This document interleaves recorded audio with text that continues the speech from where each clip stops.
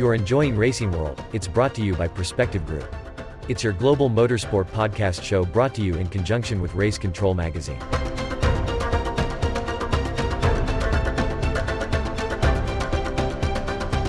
Mid-March, Formula One's back, INDYCAR's back, sports car racing's back, V8 supercars are back. Yes, it's time to go racing. It's Racing World for another week. Well, the NTT INDYCAR season kicked off for another year at St Petersburg in Florida, and boy oh boy, it always delivers a good race. And I think we saw a good race today. Yes, there had moments of maybe brilliance in it, but at the end of the day it was a good race because we got to see new drivers, new teams, new combinations, and that's what this series is all about. Qualifying unbelievably close, even for this series, high standard that it sets in qualifying. There was a lot of things that happened over the race weekend, and we're going to try and touch on as many of those as we possibly can, including the Kiwis that were there, ranging from USF Pro, Liam Sceats, Indy Next with Callum, Hedge, and then of course the three drivers in the NTT INDYCAR Series. But kicking the week off, I had the chance to talk to Scott Dixon in the annual Chip Ganassi press conference that he holds pre-season. And the big thing for New Zealanders to still be aware of is this Tuesday US time, Scott Dixon becomes a member of the US Motorsport Hall of Fame. Let's, I do want to remind you, by the way, and talk about, you're going to the Hall of Fame, right? Tuesday, yeah. Tuesday. Yeah. How cool is that? Yeah. That is pretty cool. For both of you. I mean, Chip, you're part of this thing too. So just what's that going to be like? What do you anticipate? First, I'm focusing on this weekend. I'd like to go into the Hall of Fame with another win on that. But yeah, it's it's a tough one. I think you're always wanting to look forward. I think when you have situations like this, it's obviously a huge compliment and something I'm very honored to receive. But it also makes you kind of look back, I think, as a little bit. But yeah, I think going in with Jimmy Johnson, it's going to be a lot of fun. Obviously, we've got a great group of people coming for Tuesday night, and yeah, looking forward to celebrating and then changing gears quickly to head off to Sebring for the 12-hour. How amazing is that? Scott Dixon, been in the sport now for quite a few years. I've followed his career for a very long time. He's a close personal friend as well. I have a lot of time and a lot of respect for Scott, as do many people around the world, and rightfully so. This guy has paved the way for many generations of New Zealanders now to follow in his footsteps, and I just think that that's just an exceptional thing. It shows you how much he cares about the sport, let alone the talent that he has when he gets behind the steering wheel. So to be inducted into the US Motorsport Hall of Fame, I think is amazing, and New Zealand be very proud of one Scott Dixon. Now, moving on to the race itself, or the weekend itself. First up was practice, a new type of practice session, which was a bit of a mixed bag. I don't know if I'm a fan of it yet or not, but what it did enable drivers to have was a little bit more clear track time, with the field being split into two groups. Yeah, let's see how that one plays out. INDYCAR have said that it is a trial basis only at this stage, so we'll wait and see. But there was a couple of things that had happened to the track in terms of some modifications, especially around the tight parts, and of course turn 3, which was very accident prone over the last few years. So I had the chance to catch up with Will Power and ask him exactly that. Well, this one's a couple for you. The first one being, have you noticed any differences in the track in terms of how they've eased a few of the corners and then the repatching that's taken place? Has that affected anything? It's the track at turn 3 is a lot smoother, not a lot nicer there. Haven't really changed anything else. It's all pretty similar apart from that. Yeah, but that was a big problem last year, turn 3. And then just one other thing, sort of crystal balling towards the end of the season. This year's quite different to previous years, where we're going to have a bunch of oval races at the end with St. Louis, the return to Milwaukee, return to Nashville. Does that change a team's outlook on how they prepare cars, knowing that you're going into a stretch of ovals rather than the traditional road courses to round out a championship?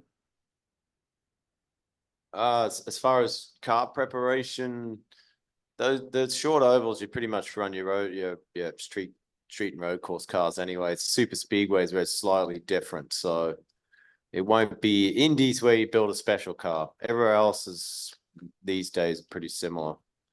So yeah, the cars, that won't be a big deal. Okay, that's cool. Thanks very much. Hope that allergy gets better soon, and we'll see you again in a few weeks when we return to the States as well.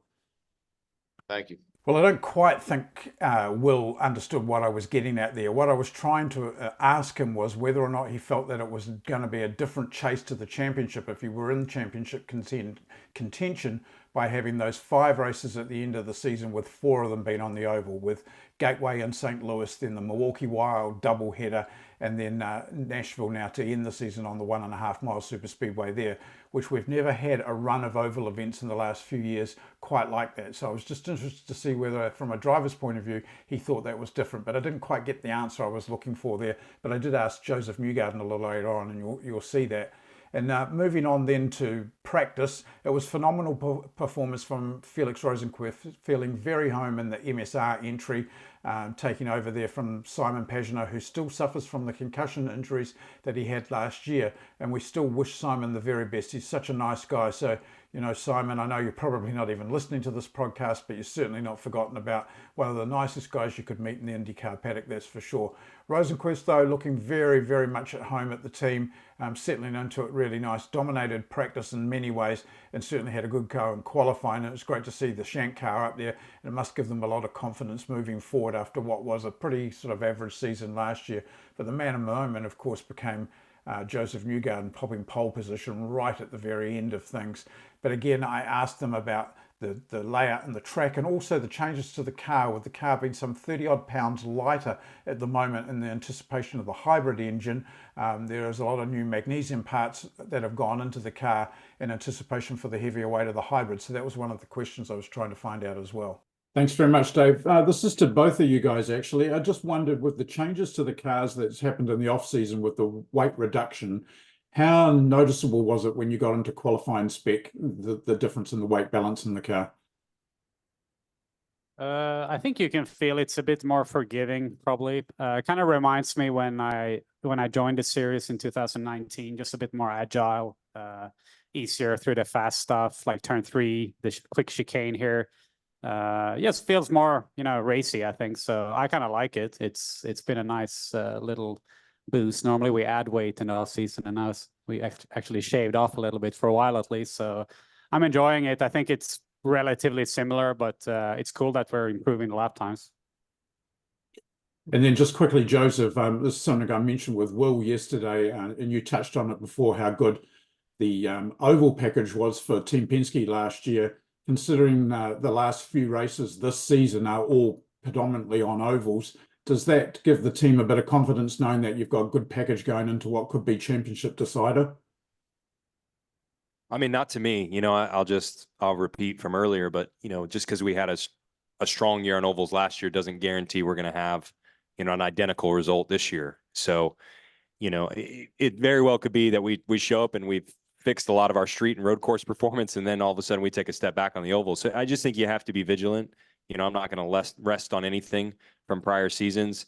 I think the balance is still, you know, pretty mixed, as it should be. We've got a nice split between road, street, and oval. So I don't think you can hide behind the fact that you have to be good across the board. You can't be weak anywhere. So I'm not going to lean on a couple new oval additions. I don't think any of us can do that. Newgarden kind of summing up a little bit better than how I got it out of Will Power, but basically he did say it very well, in the fact that you have to be good in all disciplines in this series, and that's been the hallmark of the series for quite some time now.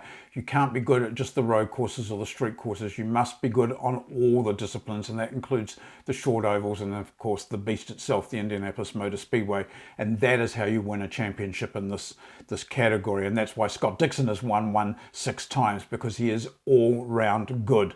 And the race to this year's championship, I think, will be great, because I'm quite looking forward to seeing how the teams play out with the ovals near the end of the season. And of course, they're not true super speedways, so they won't be in that full speedway configuration. They'll still have the road course front wing on as well to kind of reduce the speed a little bit on the oval, as opposed to what we see at Indianapolis, where they're completely trimmed out in the narrow rear wing and the narrow front wing. But anyway, Joseph kind of gave us an answer. Onwards to the race. Well, it was a great day in St Pete. We'll talk about the other classes shortly. Race got off to the clean start, which we haven't seen in quite some time. Cars even running 4 wide into that first corner, but everyone made it through. The first casualty of the race was on lap 25, and unfortunately it was our own Marcus Armstrong, who was really kicking himself afterwards. And from all accounts, he was trying to adjust a fuel mixture button or something on the steering wheel. Car got just slightly away from him coming through that turn, which was notorious for that. Being pointed out to me also that there'd been a wind change direction in that corner where it had gone almost 180, which McLaughlin mentioned later on, and it caught Marcus out, and that was a real shame because Marcus was very, very strong across the weekend there. He was very quick in the first practice, was way up there, was very unfortunate not to make the top 6, made the 12, but I thought he had the 6 in him. I'm sure he did too.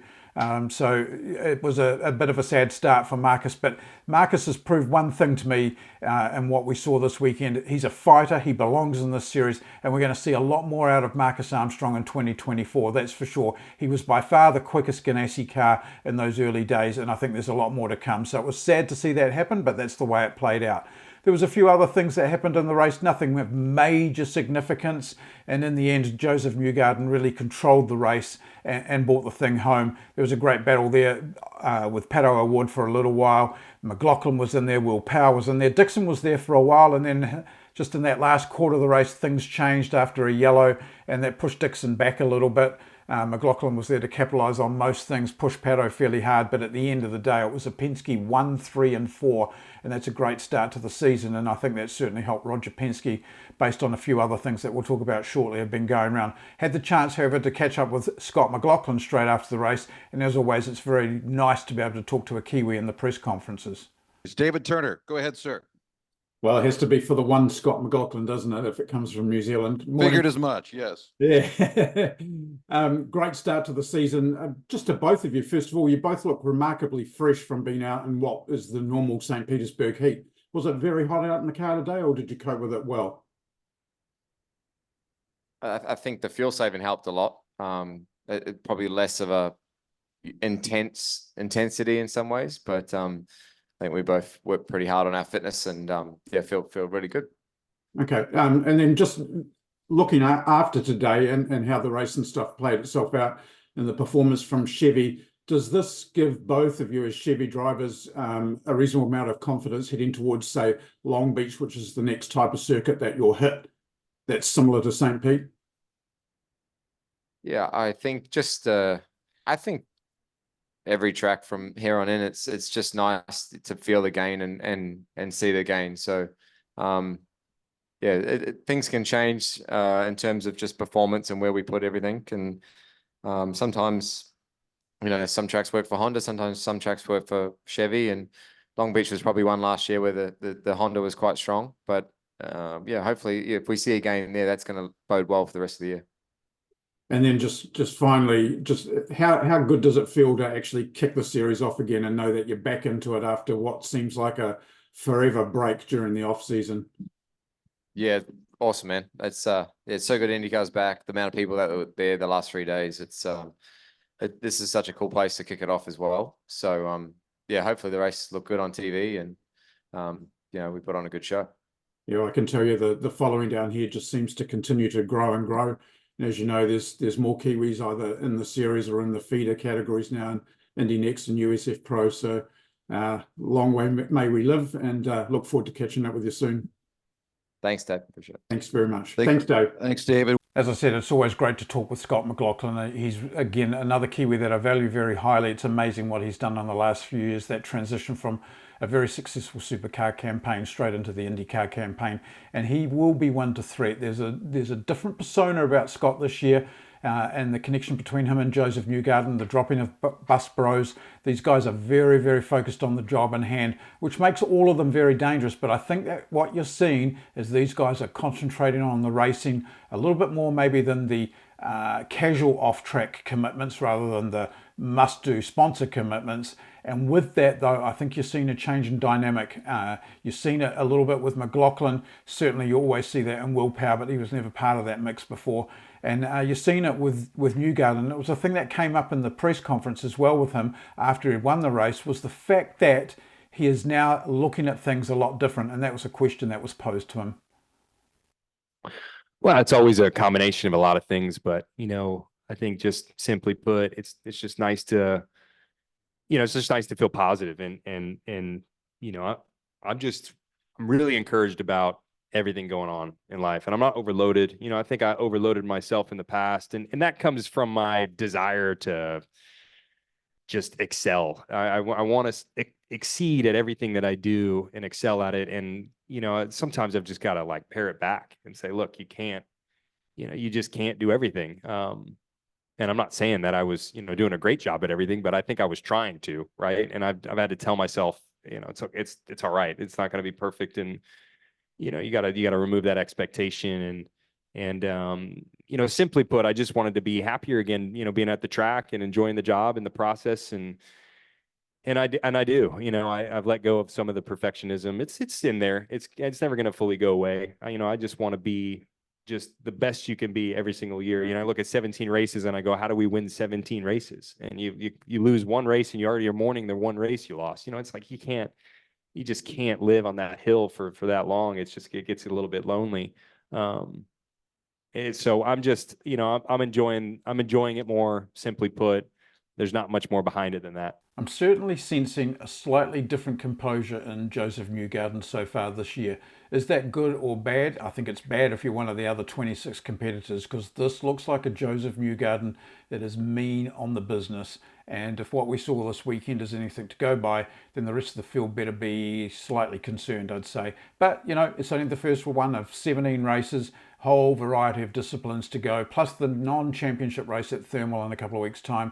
So let's just wait and see how it goes. I don't think we'll get a true indicator until after we've been to the famous Indy 500 in May, and then we really, the season ramps up very fast there. But this was very much a very different Joseph Newgarden today. I think it's one that's within himself. He's got the monkey off his back with the 500 now. He's won championships. Now it's about enjoying the sport. And as he said, he is enjoying the sport, so bring it on.